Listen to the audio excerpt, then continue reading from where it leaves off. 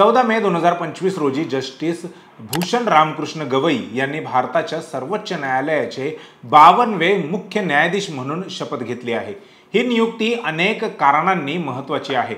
Justice Gavai हे अनुसूचित जाती समुदायातील येणारे दुसरे आणि बौद्ध धर्माचे अनुयायी असणारे पहिले मुख्य न्यायाधीश आहेत। गेल्या 75 वर्षात अनुसूचित जातीतील ही दुसरीच व्यक्ती या सर्वोच्च पदावर विराजमान झालेली आहे। या नियुक्तीमुळे सामाजिक न्याय, समता आणि प्रतिनिधित्वाच्या मुद्द्यांवर नव्याने चर्चा सुरू झाली आहे। आजच्या या व्हिडिओमध्ये आपण जस्टिस गवई यांच्या नियुक्तीचा ऐतिहासिक संदर्भ, त्यांचा कार्यकाळ, महत्त्वाचे खटले आणि त्यांच्या निर्णयांचा संभाव्य परिणाम यावर सविस्तर चर्चा करणार आहोत। नमस्कार, मी संकेत आणि आपण पाहत आहात मुंबई आउटलुक। भारताच्या सर्वोच्च न्यायालयाची स्थापना 1950 मध्ये झाली। तेव्हापासून आतापर्यंत 51 मुख्य न्यायाधीशांनी या पदाची जबाबदारी सांभाळली। परंतु जस्टिस गवई यांच्यापूर्वी अनुसूचित जातीतील फक्त एकच व्यक्ती म्हणजेच जस्टिस के.जी. बाळकृष्णन हे 2007 ते 2010 या काळात मुख्य न्यायाधीश झाले होते।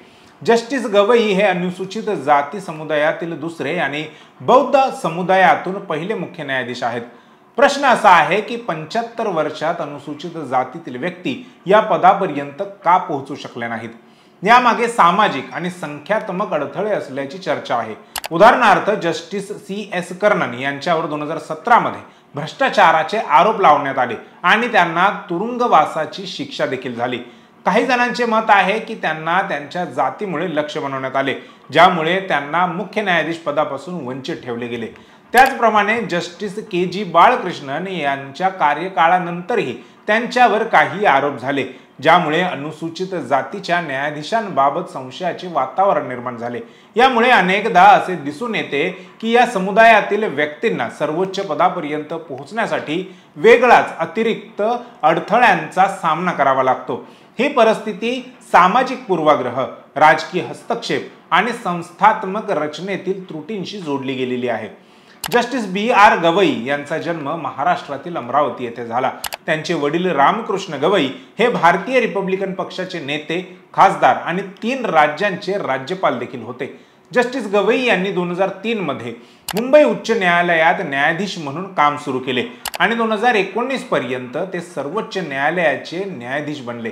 मुख्य न्यायाधीश म्हणून त्यांचा कार्यकाळ 14 मे 2025 पासून सुरू झाला असून तो 23 नोव्हेंबर 2025 पर्यंत म्हणजेच सुमारे 6 महिने असेल। हा कार्यकाळ तुलनेने कमी असला तरी त्यांच्या अनुभवामुळे आणि सामाजिक न्यायावरील त्यांच्या दृष्टिकोनामुळे मोठ्या अपेक्षा बांधल्या गेल्या आहेत। जस्टिस गवई यांच्या कार्यकाळात अनेक महत्त्वाचे खटले सुनावणीसाठी येण्याची शक्यता आहे। त्यापैकी काही प्रमुख खटले आणि त्यांचा संभाव्य परिणाम यांचा विचार करणे गरजेचे आहे। त्यापैकी एक इलेक्टोरल बॉन्ड प्रकरण आहे। इलेक्टोरल बॉन्ड योजनेच्या वैधतेबाबत सर्वोच्च न्यायालयामध्ये सुनावणी सुरू आहे।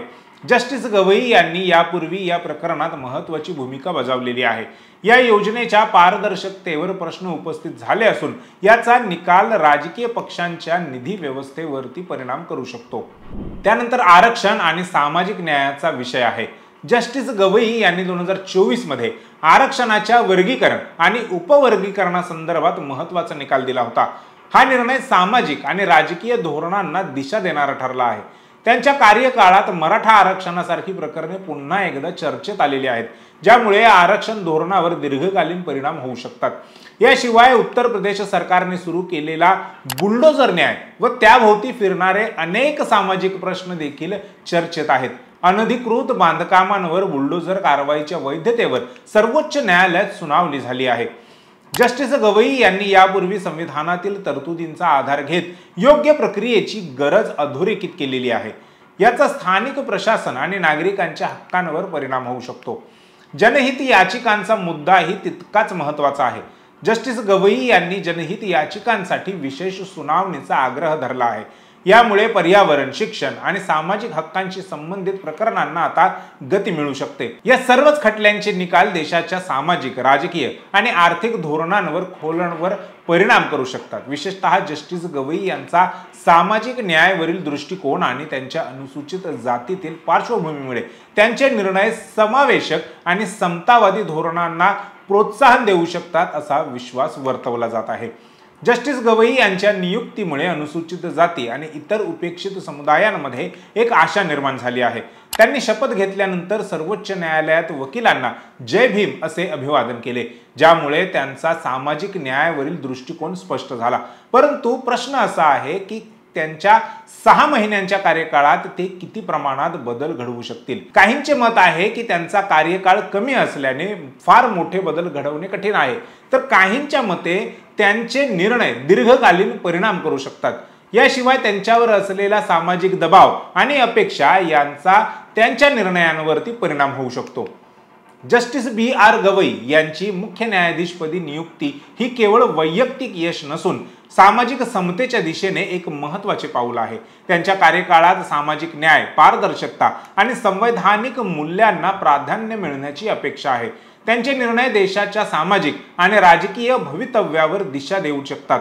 शेवटी ही नियुक्ती अनुसूचित जाती आणि इतर उपेक्षित समुदायांसाठी एक प्रेरणा आहे की योग्यता आणि मेहनतीने कोणतीही उंची गाठता येते।